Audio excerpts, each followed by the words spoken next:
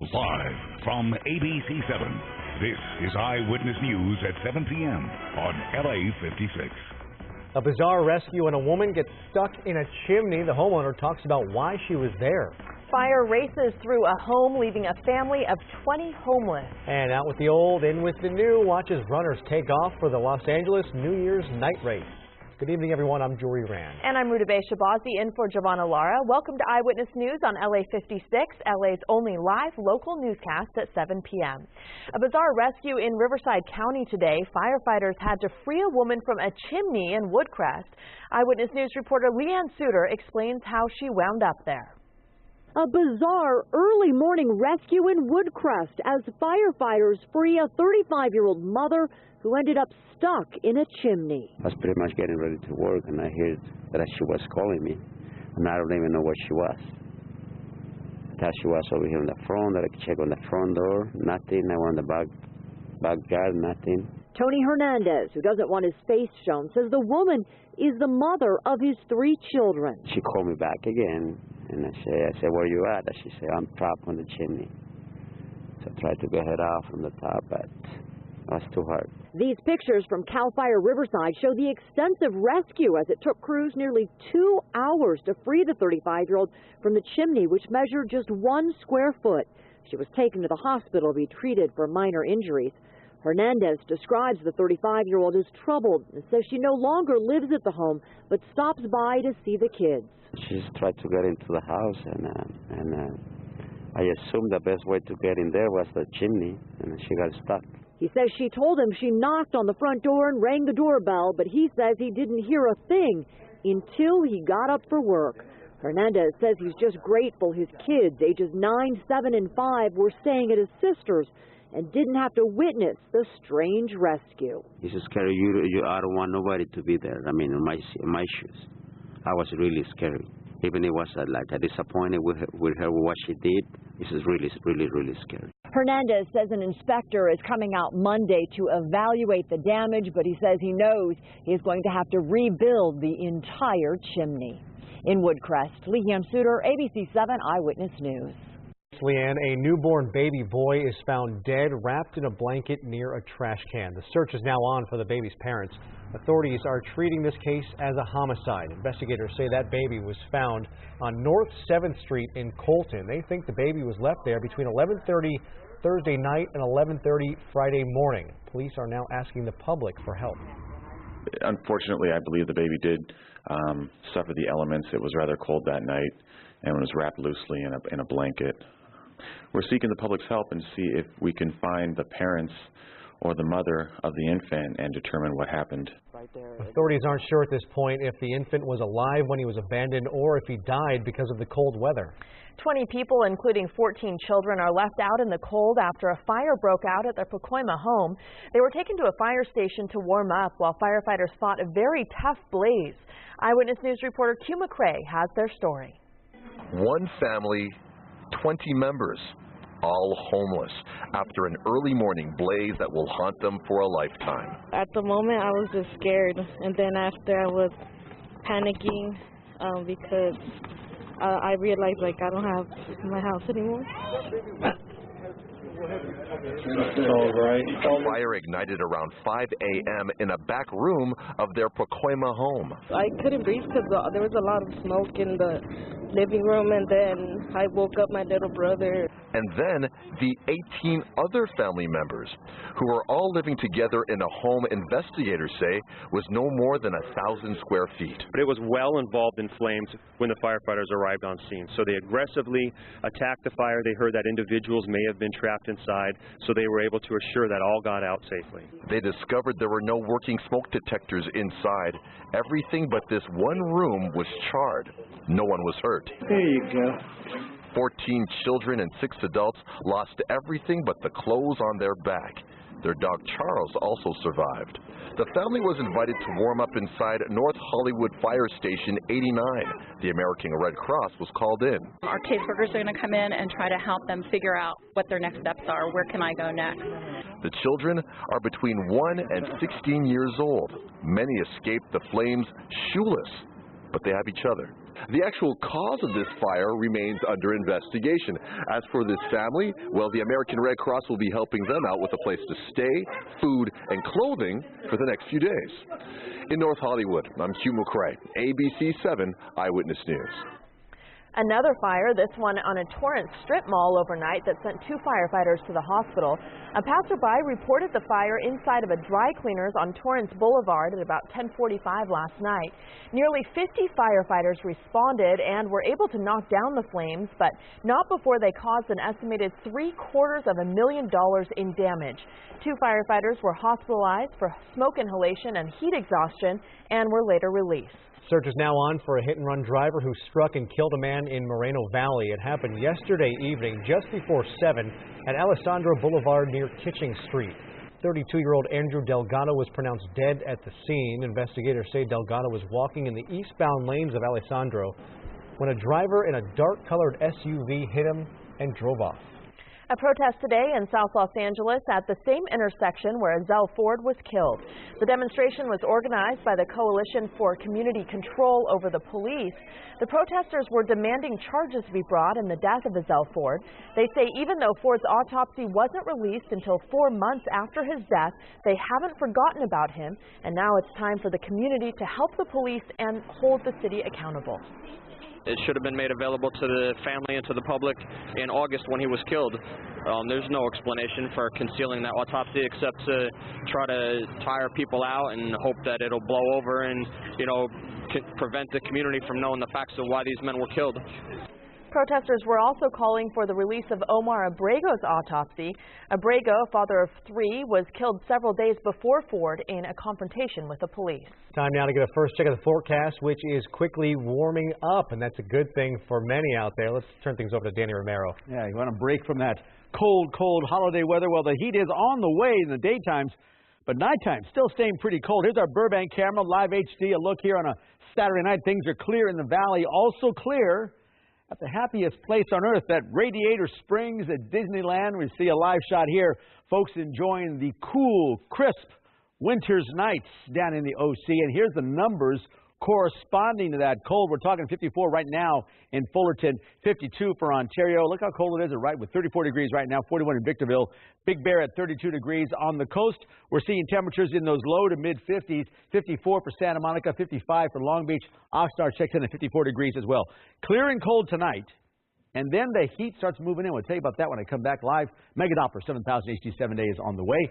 Ruta Bay and Jory, right now it's yours. Okay, thanks, Danny. A funeral will be held tomorrow for the 2nd police officer killed in that deadly NYPD ambush. Today, a sea of law enforcement came together to pay their respects at the wake of Wenjian Liu. And as reporter Andy Rose shows us, New York's police commissioner had a strong message for many of those officers. Officers and elected officials gathered in Brooklyn Saturday, attending the wake for slain detective Wenjian Liu. His funeral is to be held Sunday morning. Liu and his partner, Rafael Ramos, were ambushed and killed December 20th as they sat in their squad car in Brooklyn. The gunman, Ismail Brinsley, subsequently shot and killed himself in a nearby subway station. New York Police Commissioner William Bratton has issued an internal memo to the department requesting they remain reverent throughout the services this weekend. A hero's funeral is about grieving, not grievance, the memo reads. The message is directed at a group of officers who attended last weekend's services for Detective Ramos. Those officers turned their backs on Mayor Bill de Blasio as he delivered his eulogy. Some believe de Blasio's support for recent protests against police brutality has encouraged anti-police sentiment. Commissioner Bratton told CBS's Face the Nation the following day that he did not condone the officers' actions. That funeral was held to honor Officer Ramos, and to bring politics or to bring issues into that event, I think, was very inappropriate, and I do not support it. Commissioner Bratton promoted both fallen officers to the rank of Detective First Grade during Ramos's funeral. I'm Andy Rose reporting. Indonesian officials say they're confident sonar equipment has located wreckage of the doomed AirAsia Flight 8501 that crashed into the Java Sea 1 week ago. 4 large pieces have now been detected. Strong currents and big surf have prevented divers from entering the waters to get a look at the suspected fuselage. There were 162 people on board that plane, but after a week of searching, only 30 bodies have been recovered from the choppy waters. The U.S. Navy is aiding in the recovery operations. Between the two ships, there are 3 Seahawk helicopters. And as we saw yesterday, one of those Seahawk helicopters brought 12 victims ashore. Meantime, recovering the black boxes is a top priority as investigators try to determine what caused the crash. In Italy, intense heat from a slow-burning fire is keeping crews from searching for the remainder of that doomed Greek ferry. You can see smoke still billowing from the vessel, which was towed to an Italian port, keeping crews from entering the hold and garages to search for more bodies. At least 11 people were killed when the ferry caught fire Sunday in the Adriatic Sea. Officials say they don't know what they'll find on the ship, and the exact number of people unaccounted for is still unclear. Meantime, relatives of those missing are waiting in anguish. Former U.S. Senator Edward Brooke, the first African-American to win popular election to the Senate, passed away today at his Florida home. A spokesperson says Brooke, who was 95, died of natural causes and was surrounded by family at the time. Brooke, a liberal Republican, was elected to the Senate in 1966. He received the Presidential Medal of Freedom back in 2004, followed by the Congressional Gold Medal in 2009, the highest award Congress has to honor civilians. President Obama hailed Brooke as a man who spent his life breaking down barriers and bridging divides across the country. A major figure in the Muslim community in Southern California has died. Dr. Mahar Hassout passed away last night. Dr. Hassout was a longtime leader of the Islamic Center of Southern California and the founder of the Muslim Public Affairs Council. He often spoke out against extremism and was the first Muslim to give the invocation prayer at the National Political Convention when he blessed the Democratic Convention in 2000 in Los Angeles. Dr. Hassout was 79 years old. Coming up next, a request to delay the trial of the alleged Boston Marathon bomber is denied when the trial is now expected to begin. And the monocled cobra that terrorized the Thousand Oaks neighborhood now has a name. How that name came about. Plus, a New Year's race takes over downtown Los Angeles. We'll hear from some excited racers when we come back.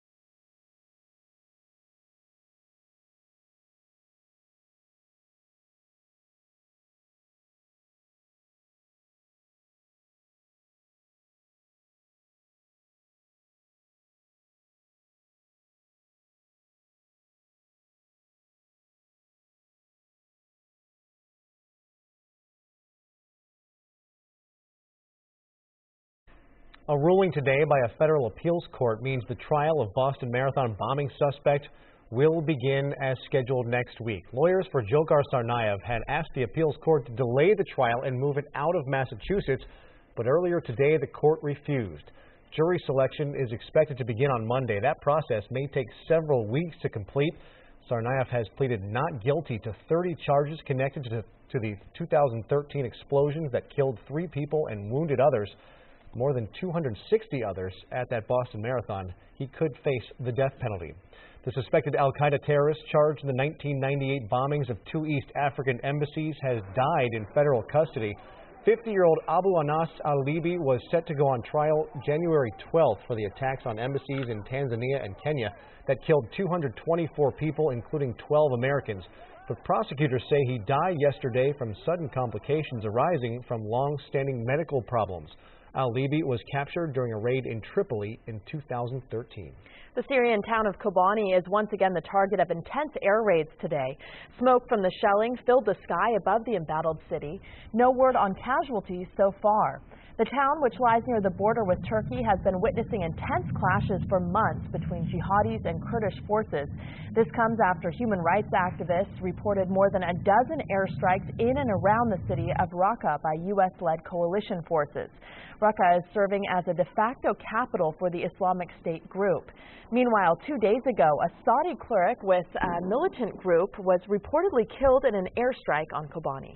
Danny Romero joining us now, and I'm sure there are times when you give the weather forecast that you have a lot of friends out there and others where you can't find a friend in the world. Right now, I'm sure there are going to be a lot of people coming to talk to you and shake your hand. They're fair weather friends. Oh, I like that. Write that one down. Use that one. 7/16 joke of the year, January 3rd, Rutabaga. She can put words together so well. Good. Look at her. She's a professional. Do not attempt this at home. She's a professional. And she can do this. Let's go outside. See how things are looking for us. And if you're liking the cold weather, I'm your favorite guy. If you don't, you're going to love me in a couple of days because the heat is moving in. Here we go. Looking out to our live HD camera. Our Irvine Spectrum look and OC looking pretty good tonight. Certainly clear and cold, as is our downtown look. There, too, skies are clear and temps are dropping now down to 53 degrees through downtown. Calm winds at the moment and 74% relative humidity. Here's how cool it was today. The normal temp is 68, cool enough, but only to 63 today. We're going to see our sunrise tomorrow at 6:59. Look for that full moon coming our way. And here's why all the clear cold weather, really, this ridge of high pressure is in place, so no real cloud cover coming in because this ridge of high pressure, you have a circulation in this clockwise motion, so it pushes away any kind of that marine layer influence, clouds and some of that moist air, so that pushes everything away. So daytime numbers are going to start to climb up as we head into Monday, Tuesday, and Wednesday, and night times will be on the cool side because, again, no cloud cover to hold in the daytime heat. But by the end of the week, we're going to watch this weather maker come our way. But at the end of the week, that brings more of the onshore flow, and that will see our clouds move in and temperatures drop once again during the daytime highs. Here's numbers tonight. Down to 42 in Ontario, 29 in Wrightwood, 22 in Lancaster, and 42 in Thousand Oaks. Tomorrow's high, sunny, clear, but still on the cool side with 60s for Northridge at 68, Santa Clarita 65, Long Beach at 67, and Ontario at 69, Riverside 69 as well. But watch the changes now on the 7-day powered by AccuWeather, showing you go from 68 to 77 to 79 for the LA Metro Orange County area. Still in the 70s Wednesday. Then that cool down comes again into the weekend, back down to the 60s for the highs on Friday and Saturday. Valleys, Inland Empire, clear and cool tomorrow. Temps rise on Monday to 77. Another bump up to 81 on Tuesday. Still warm on Wednesday, and then the marine layer influence and a cool down. 70s to the upper 60s by Friday and Saturday. Beaches are going to be great. 64 for the high tomorrow. Nice and cool, right? Then jumping up to the 70s on the coast in the winter. Monday, Tuesday, and Wednesday. And then a little more cold moves in on Thursday. More so marine layer returns for the morning hours. And then Friday and Saturday highs will be in the low 60s. Mountain areas are going to be cold at night all the way through the week, and then daytime numbers slowly rising up with the winds strong Monday and Tuesday, and then mostly sunny skies through the week, and then a cool down there as well Friday and Saturday, highs only in the 40s. High desert areas will be cold at night, 20s and 30s through the week, windy on Monday and Tuesday, cool with temps in the 50s to start, and then as we head towards midweek, we get to the mid to upper 60s for Tuesday and Wednesday at 65 and 67, and then that cool down again for the weekend, 62, and daytime highs down to 59 by Friday and Saturday, but every night on the cool side. Do you love me? We love you. There we go. We love you all the time. We always love you, Dan. We just like you a little more. Yeah, am I too needy or what? Why did I even ask that question? I'm so sorry. All right, Danny. Hikers hoping to take in the Hollywood sign will have a new option next week. The Beechwood Canyon entrance to a trail that leads to a view of the sign will reopen on Monday. It was closed back in March when neighbors complained about all the traffic leading up to the trail. An electric gate has now been installed to limit car traffic in the area, but hikers can still get through from 5 a.m. until sunset. Thousands of runners from around the world are making their way through downtown Los Angeles right now for the 3rd annual New Year's Night race. The race began about an hour ago, I should say, at the intersection of 7th and Grand. Participants wrote their New Year's resolutions on their bibs, hoping to motivate themselves for the rest of the year. Some are running a 5K, others a 10K. There's also a half marathon that leads runners all the way up to Dodger Stadium. She's been real pumped up and just doing different races, and this is the one that we wanted to start the year off with. I heard this is the best half marathon to do in the night, so what do you think? To run through Dodger Stadium. Yeah, best part. It was a bit chilly out there tonight, but that didn't seem to bother the 10,000 runners that came out for the event. The finish line is in Grand Park, where a celebration zone has been set up, featuring food trucks, a beer garden, and even a massage tent. It was one of the top stories of 2014, a cobra on the loose in Thousand Oaks. You may remember the search for that white monocled cobra lasted several days. Once it was caught, it was taken to the San Diego Zoo, and now it has a name. It's Adira, which means lightning in Hindu. The name was selected by voters through an online poll, and you can see Adira for yourself. At the zoo's reptile house, the snake went on display about 2 weeks ago. Well, ahead on Eyewitness News, gas prices on the rise. Why the sudden increase? And warning tonight about oversharing online. We'll tell you what burglars are looking for. Plus this. Honda sells more than 1 million vehicles in the U.S. every year, and that's just the ones with 4 wheels. I'm car specialist Dave Coons. Yeah, they started with motorcycles and with really humble beginnings. I'll show you where it all began in Los Angeles for Honda. That story coming up. But first, we have a question for LA Mayor Eric Garcetti. He'll be a guest on an upcoming edition of Eyewitness Newsmakers over on ABC7. Submit your questions at abc7.com/newsmakers. He may just answer your question on the show. We'll be right back.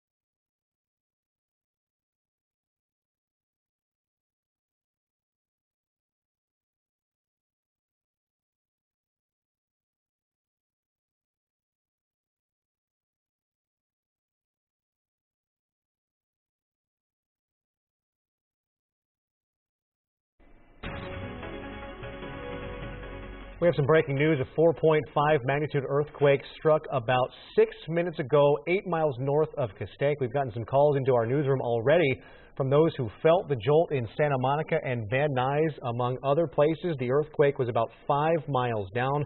We will have more on the earthquake coming up.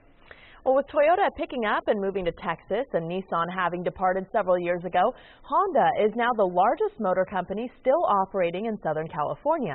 Car specialist Dave Coons takes a look at the long history Honda has with Los Angeles. Honda has become huge in the American auto industry, but it started out small, very small in every way. They came to Los Angeles, looked around, found this small building on Pico Boulevard, sent over a few people who actually ended up sleeping there, and American Honda was formed in 1959. Their first product was this, the Honda Super Cub, a small displacement motorbike. Prior to its arrival, motorcycles didn't always have the most positive image. You can ride them anywhere, with pride and confidence. But thanks to clever advertising and becoming part of pop culture, the Beach Boys even wrote a song called Go Little Honda. Acceptance of the made-in-Japan motorcycle became more widespread. Next, it was time to think bigger. Hondas grew and became more and more popular, eventually contributing to the demise of the British motorcycle industry. They punctuated their dominance in various segments with the Goldwing, which set a standard for touring bikes. And 40 years later, we're still making the Goldwing. In fact, the 300 millionth unit that came off the assembly line in Japan was a Goldwing. By the late 1960s, Honda had certainly established itself as a motorcycle brand in the U.S., and then they went into another direction, adding a couple more wheels and a body. The Honda car was born. The first ones were small, crude, and basic, but then came the Civic, which arrived just in time for the energy crisis of the 1970s and has been a staple of the American road ever since. Of course, the company has had its troubles and flops over the years. Like other auto brands, Honda has recently been embroiled in a huge Takata airbag recall. And their four-door Insight tried to crack the dedicated hybrid market owned by the Toyota Prius. It even looked a little bit like the Toyota. But sales were rather dismal, and it was recently discontinued. The successes do overshadow the failures, and Honda presses on with some of the best-selling cars in the country. Oh, and they still build plenty of motorcycles, too, just the way they did decades ago from that storefront on Pico Boulevard.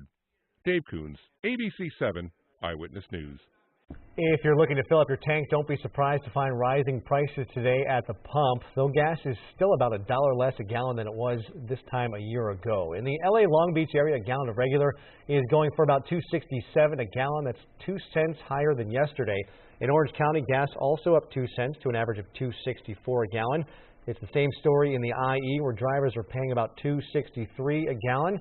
And you'll pay $2.66 up in Ventura County. A new California gas tax on carbon pollution went into effect January 1st. We're updating our top stories at 7:30, including how a woman got stuck in a local chimney. And an incredible story of heartbreak and survival as a 7-year-old girl survives a plane crash that kills her family.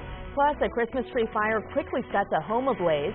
What you can do to prevent this from happening in your home. And a bizarre robbery attempt at an adult bookstore in Anaheim ends with the alleged suspect in the hospital. A machete is involved. We have the details.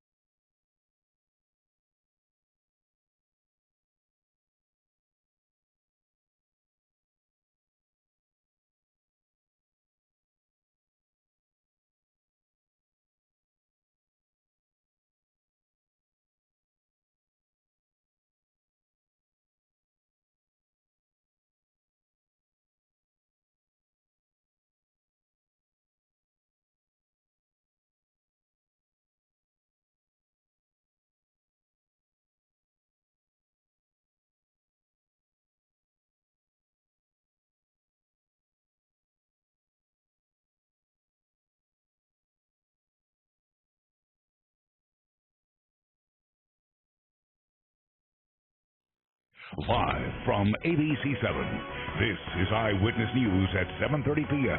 on LA56. Our top story at 7:30, a bizarre rescue in Riverside County. A woman found trapped inside a chimney in a Woodcrest home.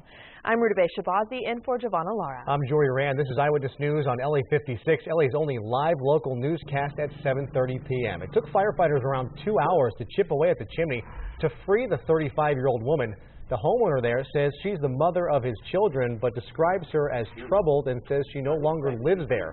He says he heard her yelling this morning and eventually figured out where she was.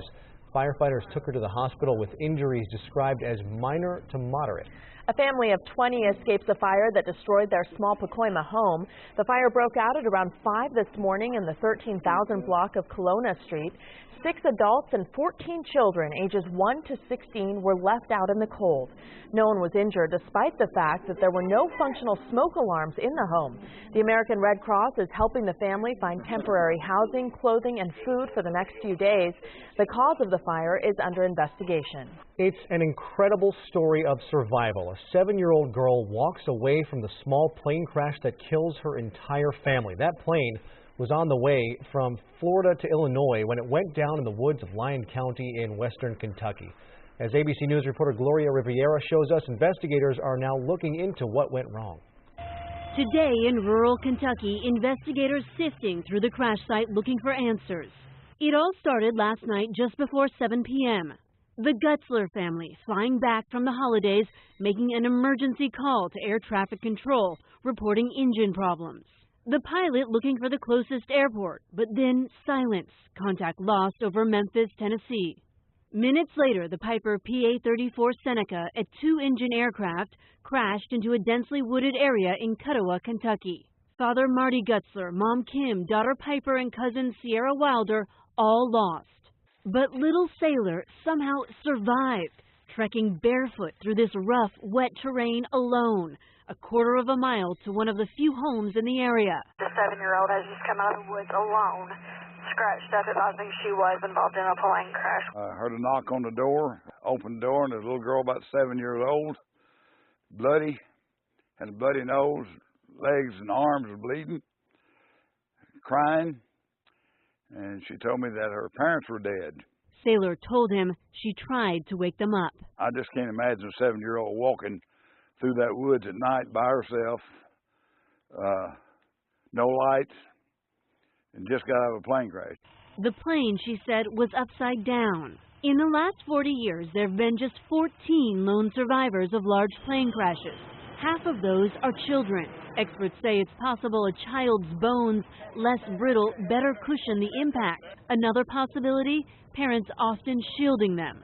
That's what happened to Cecilia Crocker. At 4 years old, the sole survivor in a 1987 Northwest Airlines crash that killed her mother, father, brother, and 151 others. She spoke about the long road back in a CNN documentary. But in the years since, Cecilia says she has healed and is happy. As for little Sailor, released from the hospital today, miraculously with just minor cuts and scrapes. The family saying tonight, "We are devastated by this loss, but confident they rest in God's loving arms." That was Gloria Riviera reporting. Federal investigators are now on the ground in Kentucky. They say it will take at least 2 days to comb through the crash site. An unusual attempted robbery at an adult bookstore in Anaheim lands a suspect behind bars.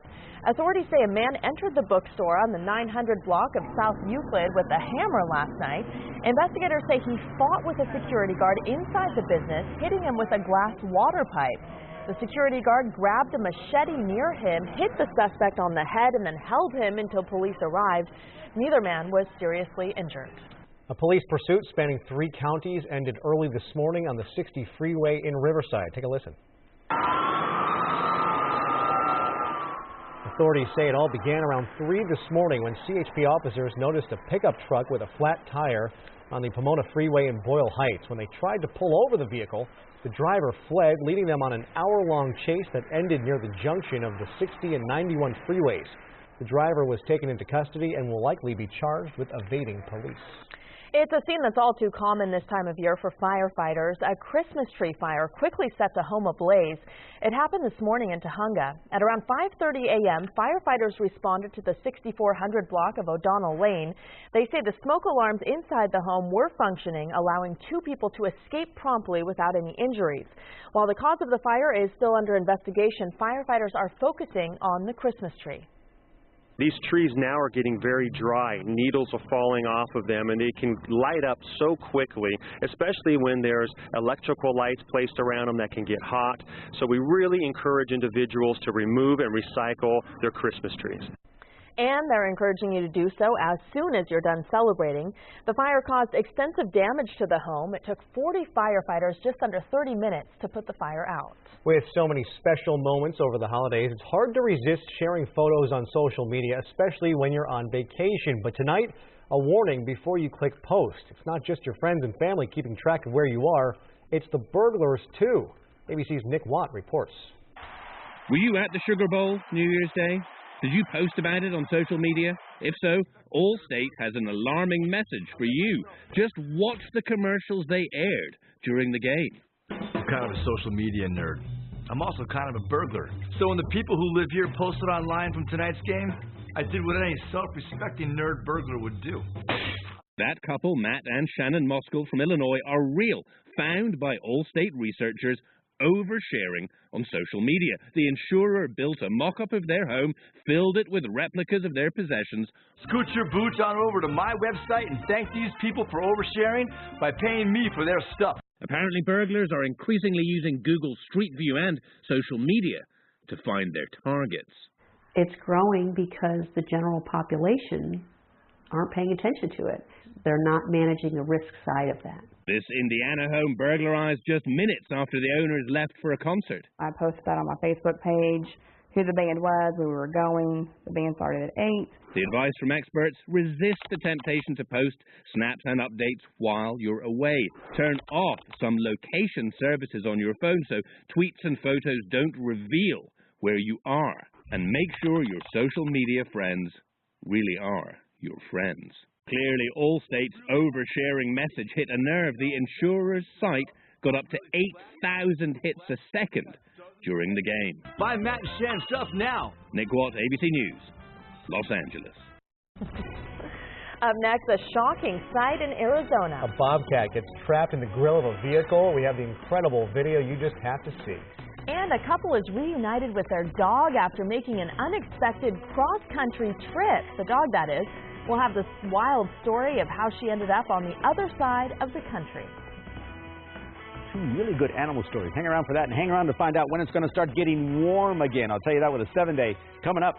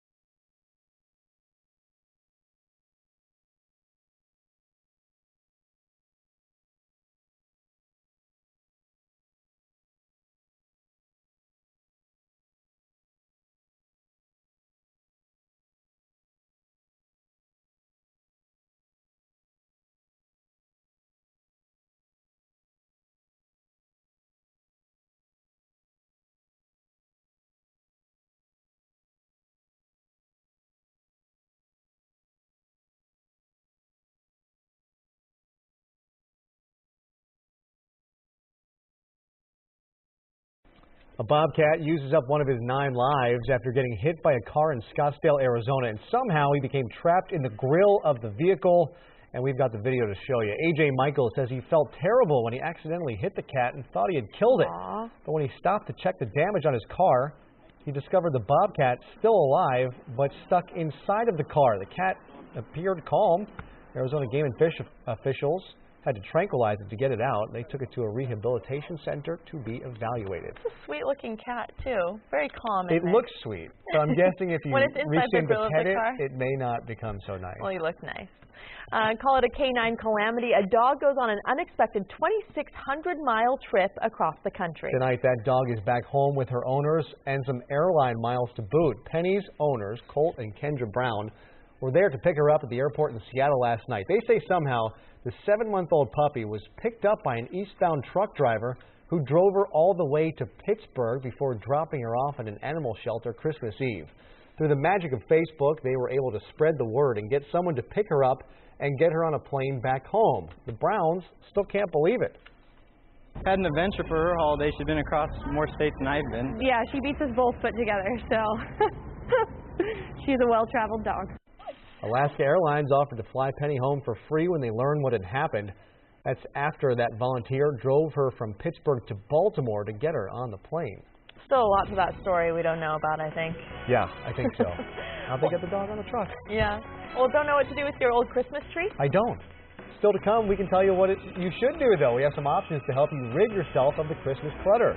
And survive and advance in the NFL playoffs. The highlights of the Cardinals-Panthers game coming up in sports.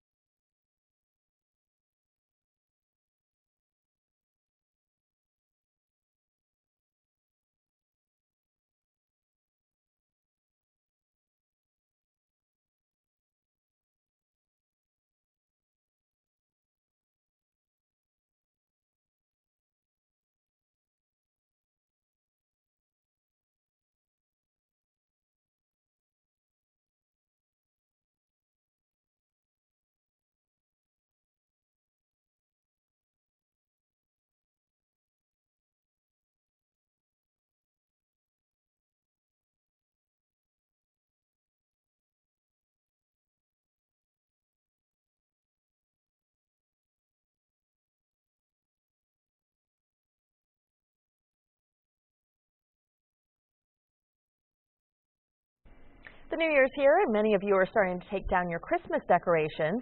The city of Los Angeles is once again recycling Christmas trees. You can cut up your tree and put it in your green waste recycling bin, or just place it next to the green bin on trash day. There are also more than a dozen locations where you can drop off your tree tomorrow. We've put the complete list of drop-off locations and times on our website at ABC7.com. And those trees are really drying out. If you still have them up this week, they're going to get even drier. Yeah, and that was kind of a danger, a fire danger. Yeah, so get them out. Yeah, because dry weather certainly is with us. Night times are really dry and cold. Daytimes as well. We're going to see a little change in the weather in a little bit, but it's still going to stay pretty dry. Let's go outside right now and look at a nighttime in Southern California. We've got our Laguna Beach camera going, live HD. And at the beaches, skies are clear. No marine layer to worry about. That's not really for another few days, as those clear, cold nights will continue for a bit. Our downtown skies are equally clear here on a Saturday, 53 degrees right now, calm winds, and 74% relative humidity. Look at this. Reason for all this clearness, and look how there's no real cloud cover here. It's a very strong ridge of high pressure, and it's got this offshore flow around it with that circulation around the high. It pushes everything offshore, so you see all that cloud cover, all the moisture staying off the coast, and that gives us very clear skies. And what's going to stay in place with this high, that stays there, is we're going to see things clear out and warm up over the next few days. Quite a bit, actually, but nighttime's staying clear will also stay pretty cold. Look at these numbers tonight, down to 42 in Ontario, to 40 in Covina tonight, down to 39 in Northridge, 22 in Lancaster, so cover up. And then tomorrow afternoon highs will be nice and cool, but clear sky, 68 for Northridge and Glendale and Pasadena, Covina as well, but to 69 for Riverside, 67 in Long Beach. Dana Point goes to 62 in Palm Springs, tops off at 67. Now, the 7-day Power Back to Weather showing you clear and cool tomorrow, and then watch the temperatures jump to 77 on Monday to 79 on Tuesday. Still pretty warm on Wednesday. Then that marine layer influence comes back, and we see temperatures drop back down, lower 70s, and then to the upper 60s headed into next weekend. For the Valleys, the Inland Empire, a clear, cool Sunday, and then boom, 77 to 81 by Tuesday. Still upper 70s on Wednesday. Then that cool down trend begins Thursday. By Friday and Saturday, we're looking at highs at 69, but nighttime numbers still in those cool 30s and 40s lows. Watch for that. Beaches, clear and cool tomorrow. And then look at this. Some great beach days. I'm not saying take days off right after the holidays, but Monday, Tuesday, Wednesday, 70s on the coast. I'm just saying. And then look at a cold day on Thursday. Then by Friday and Saturday, cooler temps, marine layer back in place, 63 the afternoon highs. Our mountain areas will be clear and then windy and cool Monday and Tuesday, but nighttime numbers are still very cold, below freezing all the way through the week. Another cool down comes to the mountain areas on Friday and Saturday with highs only to 49 degrees both those days. High desert areas will have cold nights once again, 20s and 30s, and then daytime numbers slowly rising up to the 60s by Tuesday, Wednesday, and some winds gusting in that 30-mile-per-hour range for Tuesday and also into Wednesday, some breezy conditions, and the warm temps for the deserts warm up to 67 for Wednesday and then cooling down to 62 on Thursday, and by Friday and Saturday, cooler still, 59 for the afternoon highs, but nighttime's always on the cold side pretty much everywhere the next few days. All right. All right, Danny, thanks. Okay, got it. Time to talk sports and NFL fans' dream. Football on Saturday and Sunday. The NFL playoffs began today with Wild Card Saturday. Right now, the Steelers on upset alert. They trail the Ravens 23-15 midway through the fourth quarter. Today's NFC Wild Card game already been decided. The Carolina Panthers, the only playoff team with a losing record, but they had a home game today and jumped out to an early lead, up 3-0. Jonathan Stewart scores, and it's 10-0 Panthers. He had a $123 and a touchdown today, but Arizona would capitalize on two costly turnovers off a muffed punt. The Cardinals score this touchdown, makes it 10-7. Then after a Cam Newton interception, Arizona scores again. They would be up 14-13 at the break. All Carolina in the second half. 17 unanswered points capped off by this Newton touchdown to Mike Tolbert. Carolina allows the fewest yards ever in a playoff game, just 78. They win 27-16. Yesterday, UCLA quarterback Brett Hundley played his final game at UCLA in the Alamo Bowl. Says he plans to go pro. Well, if that's the case, he went out in style against Kansas State. Bruins jumped out to a 17-0 lead in the first quarter thanks to two Hundley rushing touchdowns. First one 10 yards, this one 28 yards. Bruins led 31-6 at the half. But K-State came charging back. 3 touchdowns in the third and fourth quarters. Makes it a 6-point ball game, but UCLA hangs on. Paul Perkins puts the game on ice. 67-yard touchdown run. Bruins hold on for dear life. They win it 40-35. It's not easy. It's not easy. When you're playing the 11th ranked team in the country, if they don't fight back, then they don't deserve to be 11th, and they deserve to be 11th. So anyone that has a question about us closing out a game, walk right out onto that field and look up at the scoreboard and tell me who won the damn game. And they did. Finally, it's the Pac-12 versus the Big Ten, first ever true national championship game. Oregon against Ohio State, January 12th in Arlington, Texas. The game can be seen only on TV on ESPN. You can also catch it on the Watch ESPN app, and that is sports. All right. Well, tonight on Eyewitness News at 11 on ABC7, more on our breaking story, the 4.5 earthquake that struck north of Castaic. There are no reports of any damage, but we will have the latest at 11. And a royal scandal, Prince Andrew accused of sex with an underage girl, how Buckingham Palace is responding. Those stories and all the late-breaking news on Southern California's #1 newscast, Eyewitness News at 11 on ABC7. Well, coming up here on Eyewitness News on LA56, the blockbuster film hit Back to the Future previews what will happen in 2015. So which of the movie's predictions have come true? We'll tell you when we come back.